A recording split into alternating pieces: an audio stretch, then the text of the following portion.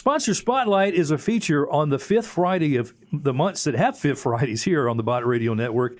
I'm excited to be able to bring you our clients, our sponsors, those who invest in the work that we do so we can get the Word of God into the people of God, and that we can also tell you about their great services, products, and what they have to offer. And right now we're going to welcome Sam Mullins with automatic heating, plumbing, air, electric. I don't know what else we can talk about it, but Sam, welcome to Sponsor Spotlight. Thank you so much. It's wonderful to be back. Of course, you were here not too long ago, but we thought we would have you back as we get closer to winter months and just thinking about winterizing your home. I'm just going to hit you with all kinds of questions. We're going to kind of just pull them out of the bag and talk about that. Fantastic. But first of all, automatic, serving the Memphis area since 1943. You've got 24-hour service, residential and commercial. You are the oldest company in the area to be rated by the Better Business Bureau, and that's out of all companies, not just HVAC or plumbing contractors. You have maintained an A+ rating with the BBB since 1948. That's something we're very proud of. We're actually tied for in full disclosure, tied for third, or tied for first, but with three companies. Yep. There's three companies in the city of Memphis that none of the other ones are in the air conditioning and the mechanical business. Right. The other ones are in other businesses, but we do have very proud of that. And so anything new happening with automatic? Oh yeah, we've had a lot going on since last we spoke. We've added electric. So you said it at the beginning. You added that word electric. Yeah. So we now are electrical contractors, and we do residential and light commercial electrical work. Much of it we were contracting out to service the things that we were doing for adding, electrical services for water heaters and electrical service for air conditioners and such. But we bought somebody here. Actually, purchase happened in December. We finished rolling it all out, and about April, getting everything going with licensing and everything. So we've been pretty strong, and so that's one thing. We could talk a little bit about that because there's some great products and things we can do for homes and businesses. But then we also started this year with we purchased another company. So actually another very, very God-focused and Jesus-focused company, Abbey Road Heating and Air. They also own Abbey Road Chimney Sweep. They're fantastic people.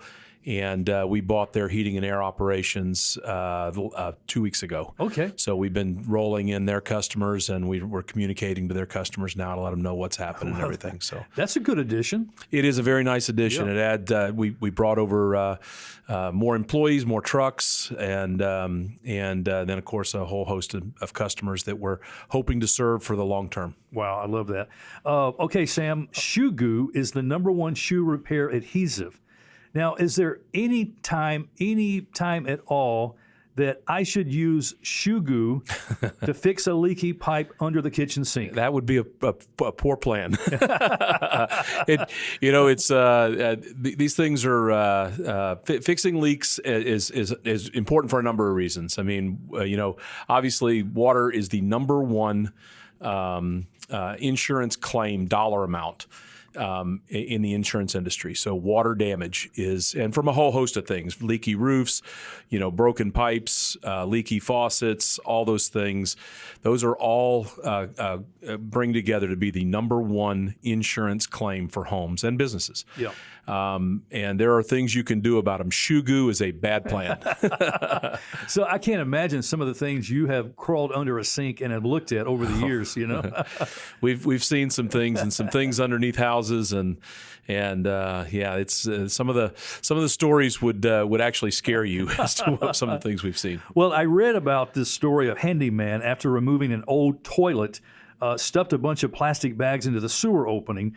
Now, this kept the stench from seeping into the bathroom while the handyman installed the new toilet. Now, after setting and hooking up the new commode, he did a test flush. He said it was very satisfying to watch the water swirl down the bowl as it filled back up, and then it kept filling up and filling up, and it goes all over the floor. And it turns out he forgot to take the plastic bags out. We've found a crazy amount of things inside sewers. We have found all kinds of jewelry.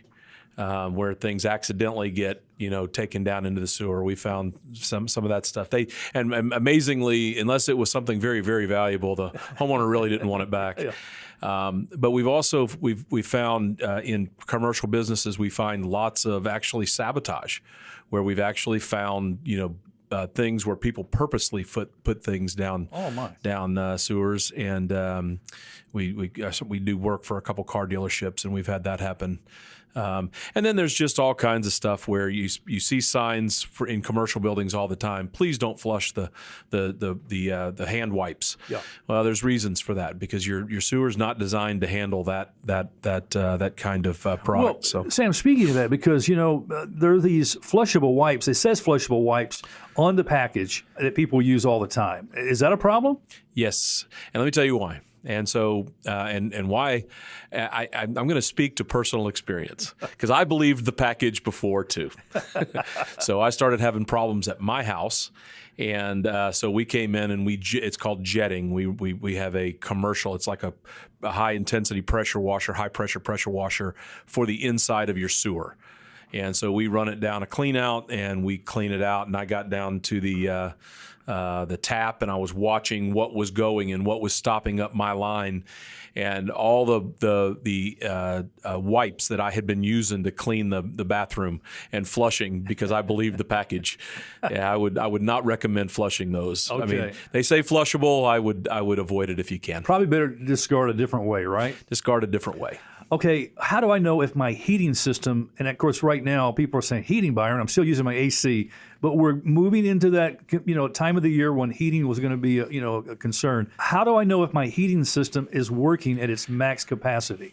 Well, the best thing you can do is, whether it's with us or another company, is have a maintenance contract, have a service contract with a good quality company that you recommend. Of course, I highly recommend Automatic Air Conditioning, Heating, Plumbing, Electric, obviously. And so what do you guys do different in regard to that? Yeah, and so what we do is we come out and we actually do a multi-point check for the furnaces. For the furnaces in particular, what we're looking for, safety first. So we're looking for all the safeties, all the rollout switches, all the high temp, high limit switches, making sure they're all working. Those are all important. You want your safeties to keep you safe. Then the other thing you want to look at is the heat exchanger to make sure it is intact. You don't want holes in that, because that heat exchanger transfers the heat to the air as it passes by. But if there are holes in it, then what you get is carbon monoxide transferring into the living space, and obviously that's a bad thing. So that I would highly, highly recommend that you have somebody checking your furnace once a year, even if you believe it's relatively new. It's best to have it. And then we also check for things like making sure the blower is working properly and all those things. So all those things have to work in tandem. Also, potential fire hazard. Absolutely. Yeah. Absolutely. Have you seen a lot of that? We have seen some of that. I mean, we of course, the ones we're seeing are generally the better of the ones, but we know of a lot where there are carbon monoxide concerns, and we see every year. You see it on the news every year where somebody passes away from carbon monoxide poisoning, and much of it is preventable. Your water heater, your stoves, gas stoves, and your furnaces need to be, and floor furnaces, boilers, anything that uses a gas appliance needs to be checked. So one of the things that we do when we do our service checks is we actually check around the unit and in the airflow for carbon monoxide to make sure that we're doing that you're seeing the carbon monoxide well below safety levels. Right. Yeah. Okay, so how do I determine if my HVAC system is sufficient for the square footage of my home? So the way you do that is you actually run a load for the house. It's called you basically describe to the mathematical calculation what the house looks like, and that's everything from your windows to your doors to your insulation, how tall the ceilings are, all of the things, all the physical characteristics of your home, which way it faces, all that good stuff. And then the calculation is called a manual J. You calculate what the requirement is to cool that house. This is a big misnomer, or heat the house, and it's a misunderstanding in a lot of cases that bigger is better. Bigger is not better, especially in Memphis, Tennessee. Memphis, Tennessee, we have very high humidity. If you start to oversize your air conditioner, then what you're going to do is you're going to not have enough runtime to pull moisture out of the air. Right. Because a byproduct of air conditioning is moisture removal or dehumidification. If you do not have the properly sized air conditioner, if you're oversized, it will adjust the temperature very quickly, but what it'll do is it will not run long enough to get the moisture out of the air. So that's a huge comfort concern. You've heard all the weather folks, they say the feels like temperature for the day. Yeah. What they're describing to you is the difference between the actual measured temperature and what it feels like outside. Those two differences is humidity. Yeah. So a dehumidifier, would that be needed in a situation like that? we do a lot of them. So in cases where somebody has come in and put an oversized air conditioner or introduced more outside air, for example, I'm dealing with a customer right now where they have had their somebody has recommended they get some outside air coming in for a health concern. Yeah. That's wonderful. They're whoever recommended that, I think it was a combination of their doctor and an environmental scientist, all recommended that they get this outside air in. Well, the wonderful thing is that you brought in all this extra air, but you brought in hot, humid air, right? And now we have to deal with it. Yeah. And so one of the things we're recommending to them is a standalone, self-contained dehumidification system. We could take up to 130 pints of water out of the air a day. Wow. Talking about HVAC systems, help us understand how SEAR ratings fit into the big picture of selecting a new HVAC unit or evaluating the efficiency of my current unit. Yeah, so most systems, so the SEAR is an acronym for Seasonal Energy Efficiency Ratio. The best way to think about it is it's kind of like the miles per gallon for a car. So that's our efficiency rating in the air conditioning world. And that seasonal energy efficiency ratio is a test that was developed by the government, ARI, which kind of rules our industry. And the reason it was brought about is so that every air conditioner manufacturer has to test to the same standards. So when you're looking at a Trane unit, Carrier unit, Lennox unit, any brand, you can be assured that the test standard that was built to get that thing, as long as it's installed properly, it's going to be tested to the same standard, and therefore you can expect a similar efficiency. The Department of Energy requires that the minimum, they set a floor for the minimum efficiency. And that efficiency has gone up and up and up. So it used to be, 20 years ago, that was 10 SEAR was DOE minimum. Now it's 14 SEAR. So even if, and we're changing a lot of 10 SEAR units now. That's kind of the era we're in. Yeah. So we're changing those 10 SEAR units. Even if you go to the DOE minimum, you're going to be saving about 40% on utilities. Oh my. Yeah, so it's a substantial change. And that's with the bare minimum. We can go all the way up to 26 SEAR and have multiple stages. I can run anything from 5-stage air conditioners.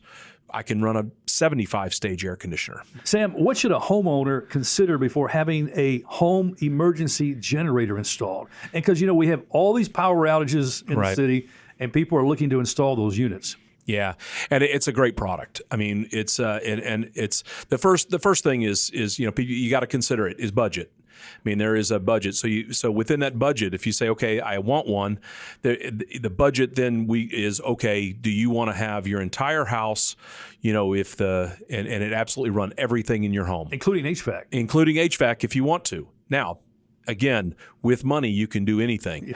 I mean, I don't mean to sound flib about that, but that's the truth. I mean, we can size the generator large enough to handle, most homes. It would be very few that we couldn't do.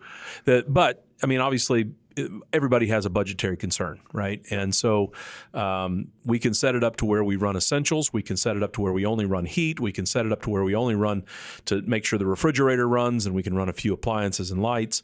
I mean, those are the questions you need to ask. If somebody comes in and says, "Hey, you only want this one thing," then you're ask more questions, because you should be able to get something that fits most budgets and then does what you want it to do.